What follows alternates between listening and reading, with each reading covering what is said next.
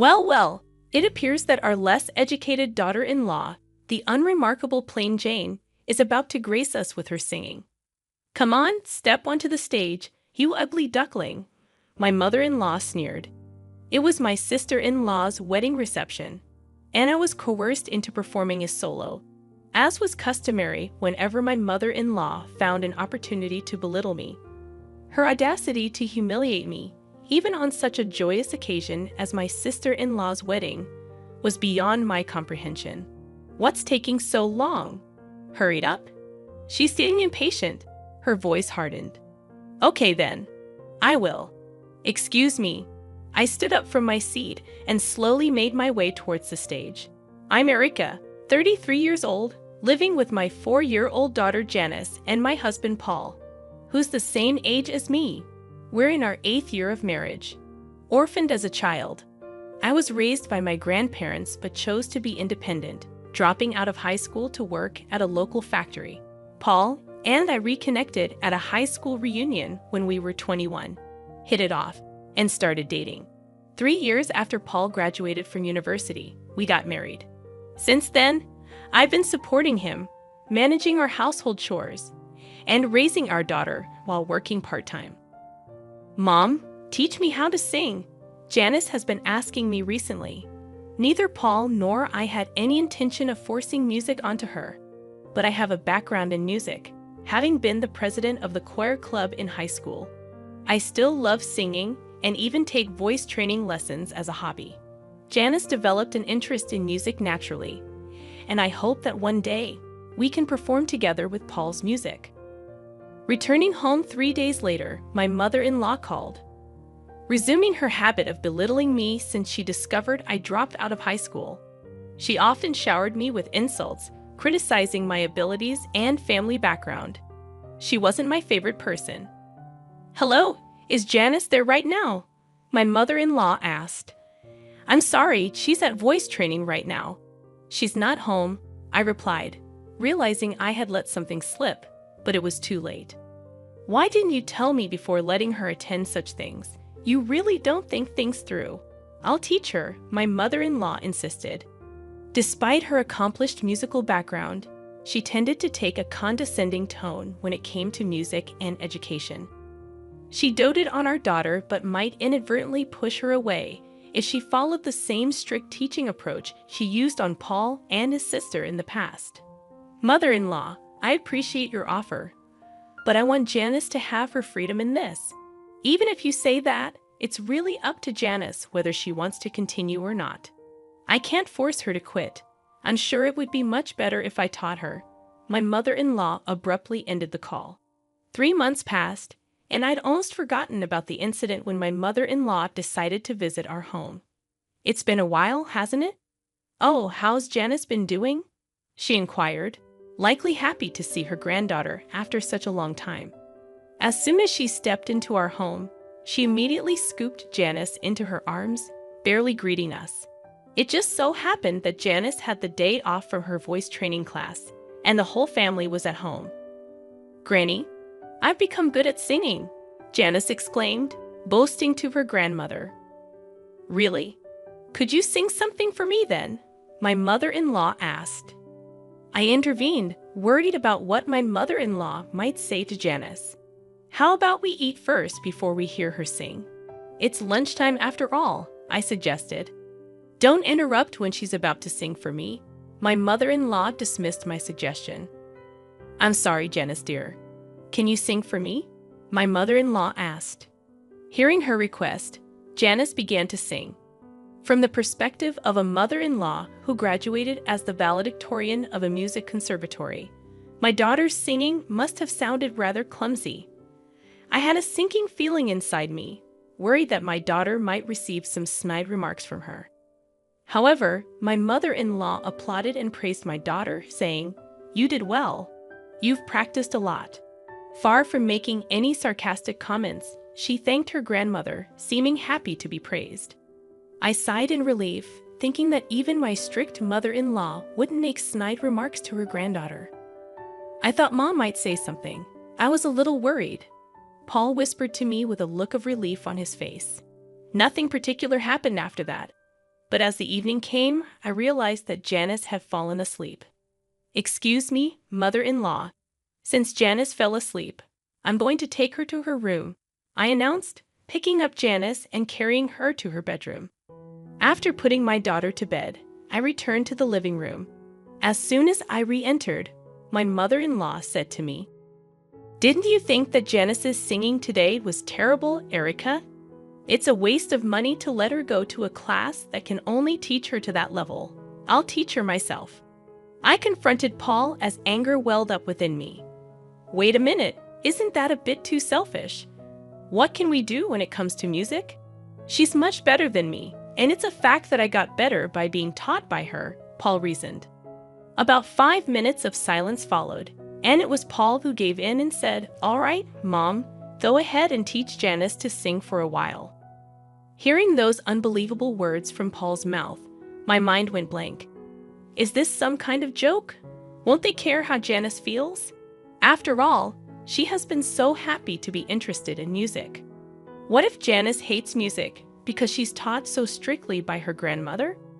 I was so angry that I felt like waking up Janice right at that moment and leaving the house with her. So I guess it means Janice is quitting the voice training class, as I said, right? My mother-in-law, with a triumphant look on her face, asked Paul and me.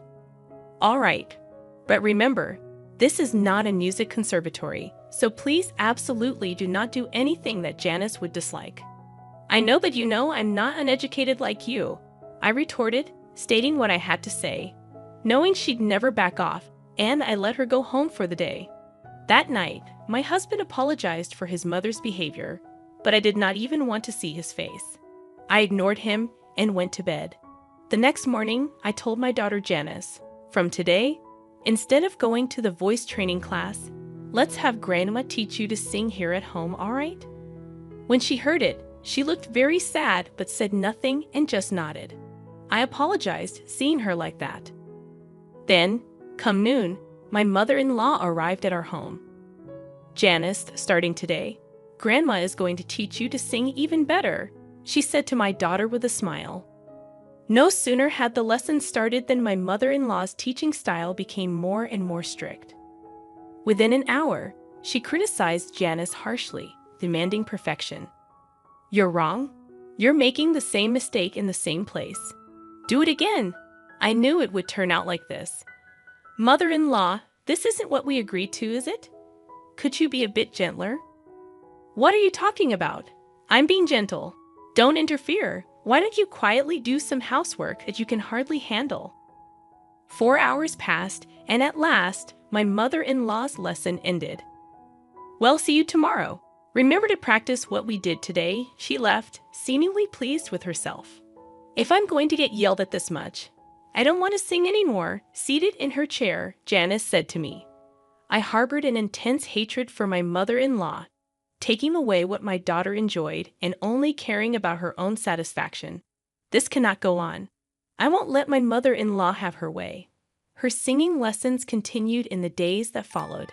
However, after about a week, Janice told me, "I don't want Grandma to teach me anymore. I don't want to sing." Given my mother-in-law's way of teaching, I thought it couldn't be helped. You don't have to force yourself. If you want to quit, that's okay too. So you don't want to go back to the voice training class. It was something she had started because she wanted to, and I, for my part, wanted her to continue. So I asked her that.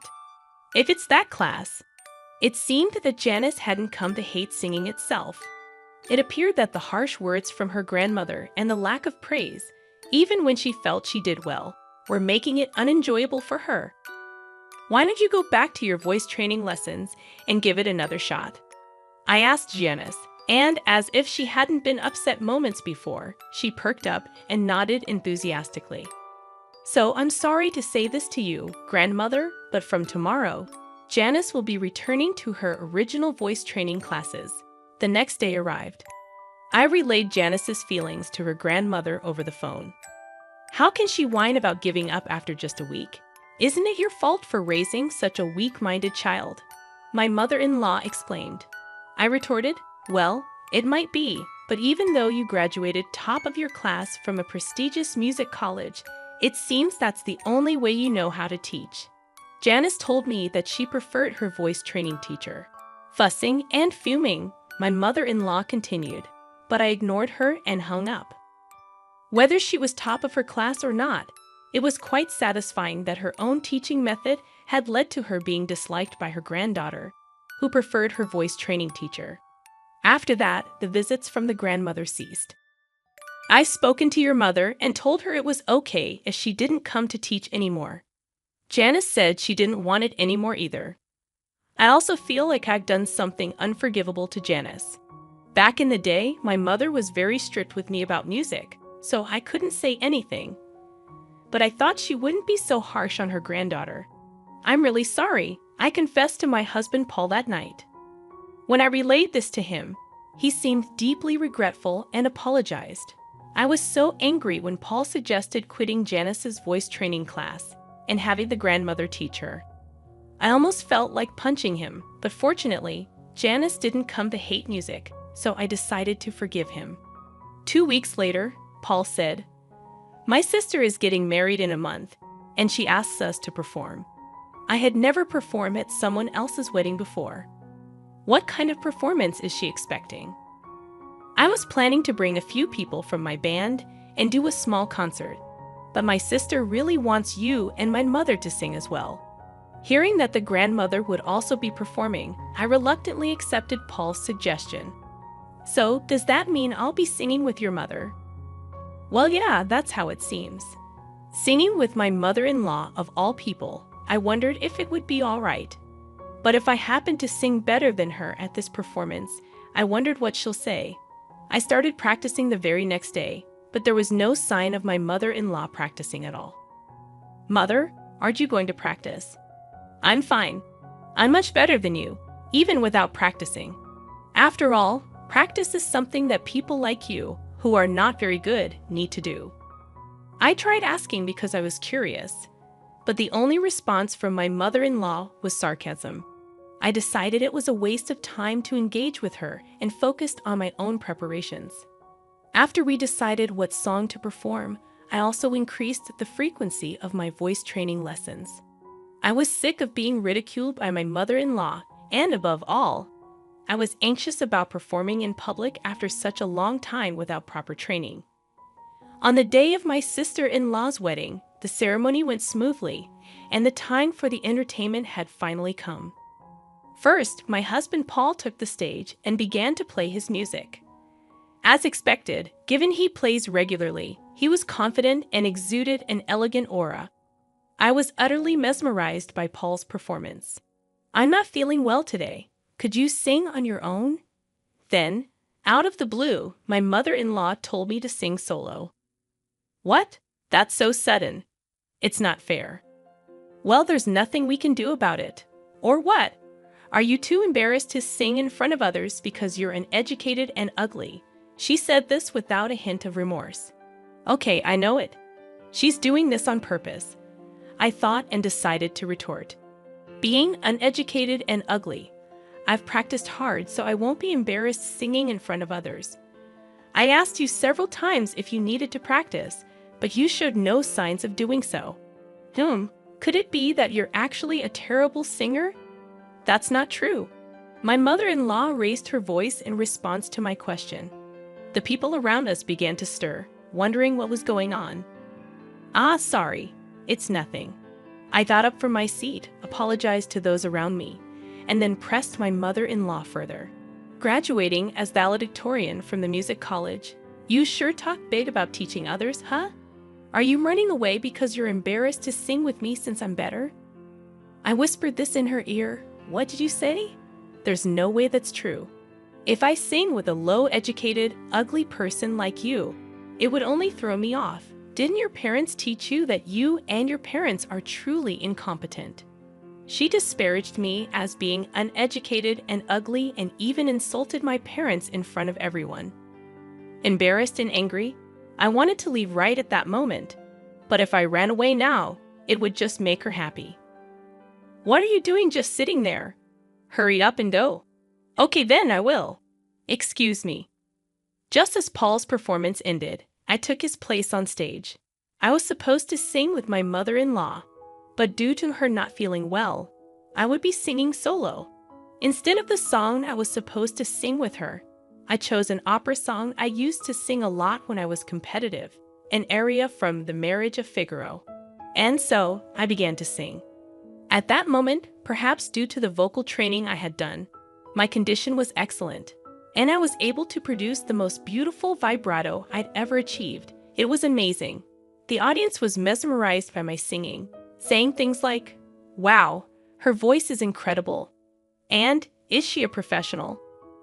When I finished singing my song without any hitches, the audience gave me a standing ovation, showering me with thunderous applause.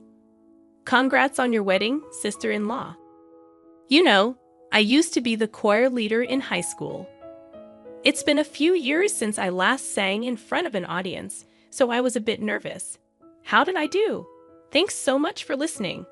After making this statement, I returned to my seat, and my daughter, all starry-eyed, pleaded, "Mom, your voice was so beautiful. Can you teach me next time?" Witnessing this, my mother-in-law, with her jealousy on full display, said in a huff, Anyone can sing like that. Don't get ahead of yourself," continuing to belittle my singing. Just as I thought the entertainment segment was over, my sister-in-law unexpectedly said, "Mother-in-law, and you should sing too." Words that I didn't expect came out from my sister-in-law. My mother-in-law was taken aback and looked at her daughter in confusion, asking me, "I've never heard you sing, Mom, and since you taught me so much about music when I was young, I'd really love to hear you sing," my sister-in-law expressed with pure honesty. The attendees chimed in, "Mother-in-law, you should definitely sing." Words had gotten around that my mother-in-law was a top graduate from a prestigious music school, and the crowd grew increasingly excited for her performance, creating an atmosphere where she felt she had to sing. "Well, with all this, I guess you have to sing now, don't you?" I did not hesitate to add, "So, all right. If you insist," she responded, heading to the stage. The moment my mother-in-law took the stage, the energy in the room peaked. But as she began to sing, such murmurs could be heard throughout the crowd. "Wait, no way. I might even be a better singer." She must have heard them as well. My mother-in-law's voice did seem off, but even accounting for that, her singing was dreadful. She always criticized others for their singing, but her pitch was all over the place. Honestly, I felt I was still a better singer. The atmosphere grew awkward as her performance ended.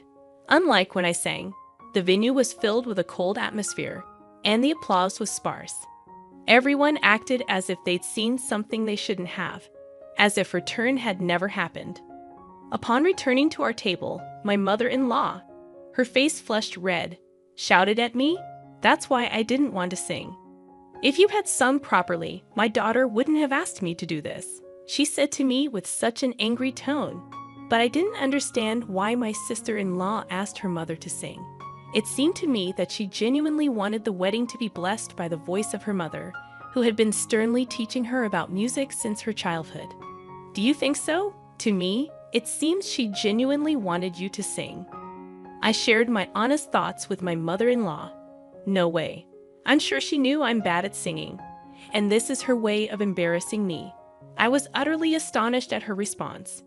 She had always criticized others' music and performances, yet she herself didn't want to sing in public because she's bad at it. She never hesitates to complain about others' music, but she is like, "I don't accept complaints, although I'm a bad singer myself." Such a self-centered attitude won't be accepted. My daughter Janice might have her newfound love for music crushed by her grandmother. I could no longer bear my mother-in-law's attitude. So, a person who studied at a prestigious music school and criticizes others' music is just doing so because she can only sing this badly. But mother-in-law, isn't it great? You are able to sing alone without having to sing with a terrible singer like me. I responded to my mother-in-law with a sarcastic tone. "How dare you say that? It's your fault that I had to embarrass myself. It's not nice to say that in front of your daughter." I'm sure she's satisfied hearing her mother singing. As I spoke these words, my mother-in-law fell silent. There was a stir amongst those who'd heard what I had said to my mother-in-law. But other than that, the ceremony went on smoothly and ended without any problems. 2 days after the ceremony, my mother-in-law stormed into our house. "I just can't let it go. I want you to apologize for what had happened." I was surprised by her sudden visit but retorted, "What exactly am I supposed to apologize for? I wasn't aware that your singing was that bad. Instead, I think you owe us an apology." "What do you mean? I have absolutely nothing to apologize for. It's your fault I was forced to sing that song I hated and embarrass myself."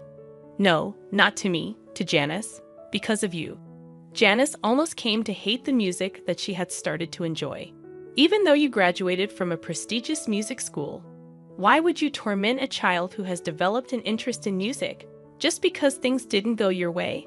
Is that what you learned from your music school? I haven't received any musical training from you, yet I was able to sing at the reception and even received applause. How about you, mother-in-law? Shall I give you some singing lessons? I'll teach you thoroughly." My mother-in-law was speechless hearing what I said. "If you have nothing else to discuss, please leave. I won't tolerate you interfering with our daughter or my husband's music anymore." Upon hearing this, my mother-in-law left our home without another word. Her shoulders slumped into defeat. I felt a sense of satisfaction from being able to retaliate so fiercely in her area of expertise, music. It was indeed worth continuing my voice training since my youth.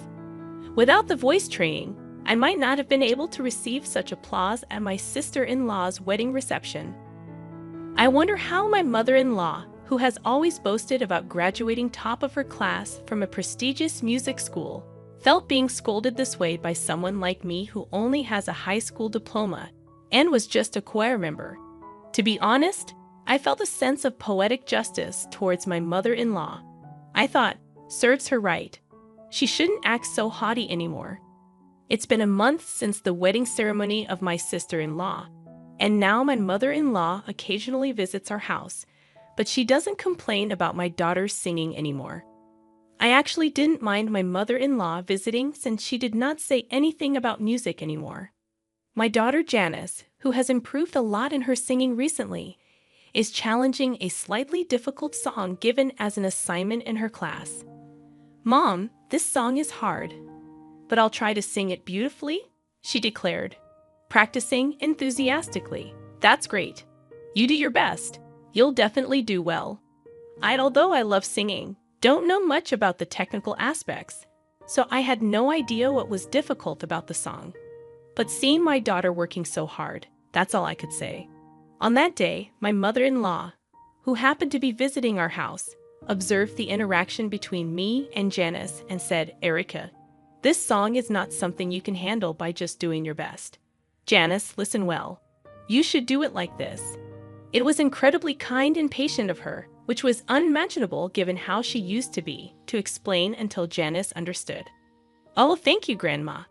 It's easier to sing now," Janice said as she listened intently to her grandmother's advice, working hard to master her assignment. "Erica, I used to look down on everyone doing music without graduating from a music college. But after meeting someone like you who can sing so beautifully without a music degree, I changed my mind. After all, we should enjoy music. Could you teach me to sing next time?" My mother-in-law said that looking at Janice singing. I was surprised to hear such a thing all of a sudden, but I'm sure the sarcastic comment I made after my sister-in-law's wedding had its effect. "My lessons are tough, you know. I grant this," I replied to my mother-in-law. "Oh, I won't do anything horrible anymore. I feel sorry for Paul too, although it's too late now. But if you're going to be tough, Erica, I'm prepared." After hearing that from my mother-in-law, I felt assured that she won't say anything about her music anymore. Although a lot had happened, the tension between my mother-in-law and me eased off, and since then, we've often gone to karaoke together, becoming close enough to sing together. I hope that one day when Janice becomes even better at singing, the four of us, me, Paul, Janice, and my mother-in-law, can have a fun jam session.